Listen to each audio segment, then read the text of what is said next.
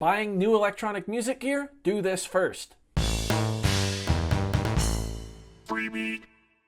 Hey, how's it going, everybody? Welcome to Freebie, where I post new music-related content every single day, so if that sounds good to you, hit that subscribe button, ring that notification bell, check out my upcoming live stream concert, Freebeat Live Clash of Fools, Friday, April 2nd at 7 p.m. Pacific Standard Time. Let's get started. So despite the clickbaity title of this video, I do have a tip for you guys that I think is extremely underrated, and it's something that I wish I would have figured out a lot sooner in my electronic music journey. You see, a lot of people have asked, well, how did you figure out your model cycles so quickly? And recently that's been, how did you figure out your MPC-1 so quickly? Now you might just assume that it's because I've spent a lot of time with those devices since getting them. And well, that is true. I believe that that is not the primary reason why I've been able to figure them out so quickly. And it all boils down to 4 letters, RTFM. If you've ever gone onto Reddit or a forum or something and asked a question about a certain piece of gear, someone has probably rudely responded, RTFM. Now, if you don't know, RTFM stands for Read the Freaking Manual. You can substitute what you think the F stands for there. And while it's usually, like I said, quite rudely presented, it is great advice for figuring out problems with the gear that you own.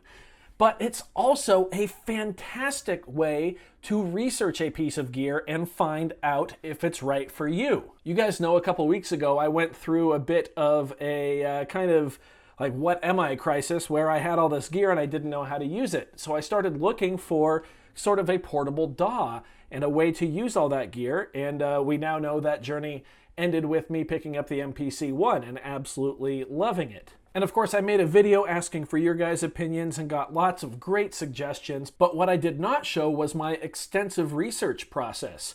The key part of that being, I downloaded the entire MPC-1 manual and read it cover to cover. So you've probably already guessed what my tip is. It's basically RTFM, except we're going to change the F from freaking to free. Read the free manual.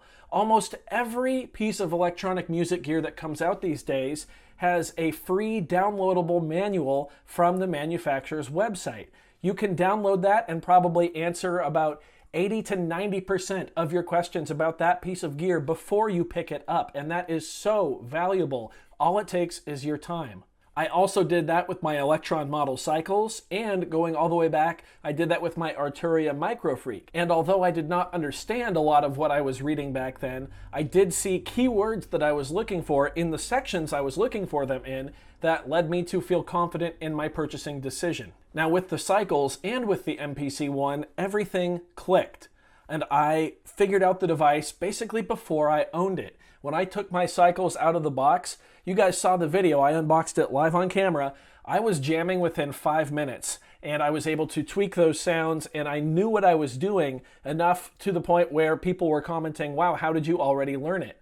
Same thing with the MPC. I was able to pretty quickly figure out the project, sequence, track, program hierarchy of the MPC's song structure and how you can layer your sounds and set things up track-wise. And I've now read the manual of the MPC-1 cover to cover twice.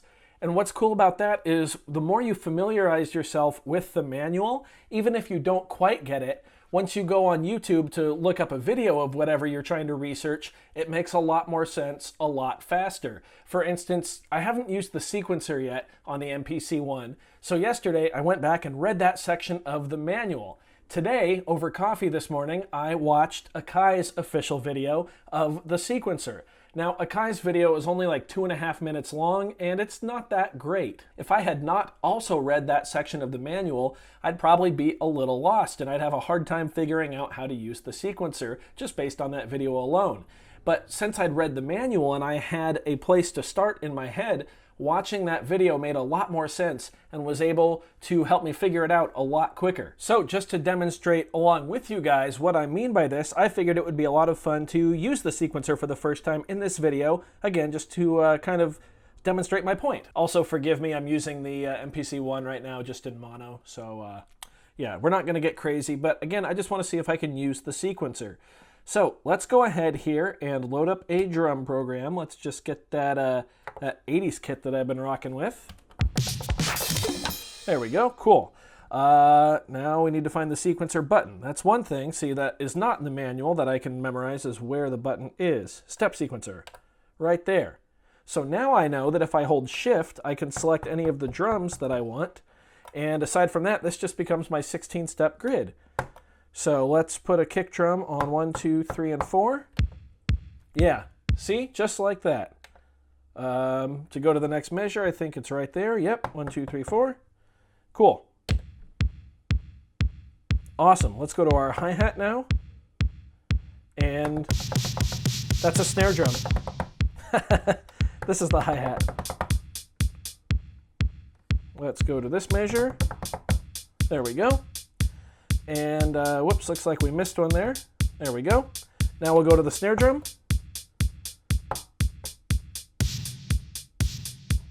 Cool. There we go. Let's actually just set this to 1 measure long. There we go. Now we can draw our velocity. I know that because I saw that in the video and I read about it in the manual. Let's switch to our hi-hat here. There we go. The step sequencer is that easy. Now granted, I probably could have figured that out on my own, but shifting pads, or sounds I should say, using the shift button was something that I originally read in the manual, and that just stuck in my head. I've had that with me since last night when I quickly took a look at it, but I now also remember reading that the first time I read the manual before the MPC-1 even showed up. So to boil this all down, the point of this video, if you are researching a piece of gear and want to know if you should pick something up or not, go to the manufacturer's website and RTFM. Read the free manual. It's free. Just download it and read it. Worst case scenario, you don't wind up getting the device and you read something you didn't need to and you learned something anyway. Oh well. So I hope you guys found this video helpful. If you did, go ahead and leave a like on it. If not, you can leave a dislike. That's okay too. Doesn't hurt my feelings. Just makes me try that much harder next time. Either way, be sure to hit that subscribe button, ring that notification bell. Thank you so very much for being here. Thanks for watching. We'll see you next time. Bye.